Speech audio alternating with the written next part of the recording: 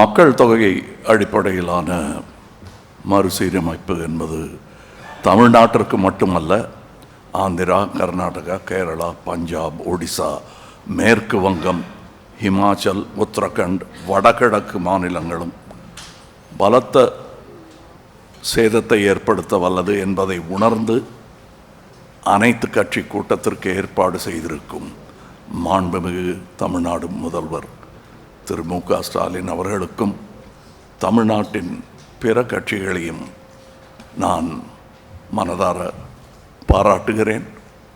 எந்த தேவையும் இன்றி பாராளுமன்ற தொகுதி மறுசீரமைப்பு எனும் பேச்சை யார் கிளப்புகிறார்கள், எந்த நேரத்தில் பேசுகிறார்கள், எதற்காக பேசுகிறார்கள் என்பதும் கவனத்திற்குரியது.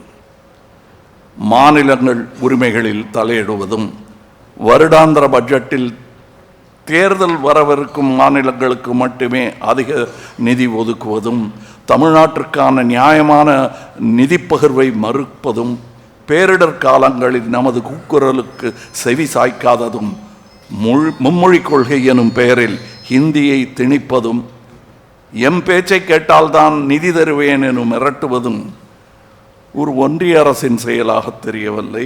இன்றல்ல, நாளையல்ல, எப்போதுமே பாராளுமன்ற உறுப்பினர்களின் எண்ணிக்கையில் எந்த மாற்றமும் கொண்டு வராமல் இருப்பதே ஜனநாயகத்தையும் கூட்டாட்சியையும் இந்தியாவின் பன்முகத்தன்மையும் காக்கும் என்பதே ஒரு இந்தியனாகவும் தமிழனாகவும் மக்கள் நீதி மையத்தின் சார்பாகவும் வலியுறுத்துகிறேன்.